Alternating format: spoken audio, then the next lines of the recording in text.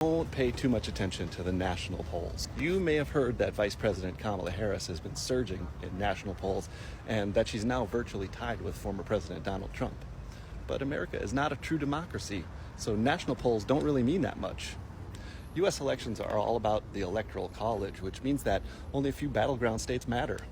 See, the origins of America's voting system date back to 1787 when the Founding Fathers worried about fairness. And while some did advocate for a direct popular vote, others feared that would leave smaller states without a voice. Their solution was a compromise called the Electoral College, which is a hybrid system that blends elements of direct democracy and federalism. Each state is allocated a number of electors based on its representation in Congress, and the candidate who wins the popular vote in each state typically receives all of its electoral votes. The total number of electors is 538, and the candidate needs a majority 270 electoral votes to win the presidency. Harris and Trump getting to the White House means winning a few key states known as swing states, which can determine the outcome.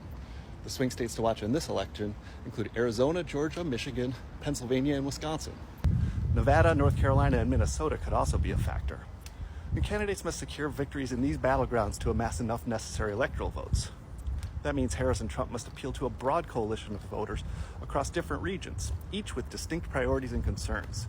The Electoral College magnifies the importance of regional strategies and voter outreach. Now, the Electoral College system has seen its share of controversy and debate, and there have been hundreds of attempts to change it. In fact, according to the National Archives, there have been more proposals for constitutional amendments on changing the Electoral College than on any other subject. But the system persists. So, as you watch the U.S. presidential election take shape and start to see lots of polls floating around, make sure you pay attention to the action in these 8 states and don't give too much credence to what's happening in national horse race polls.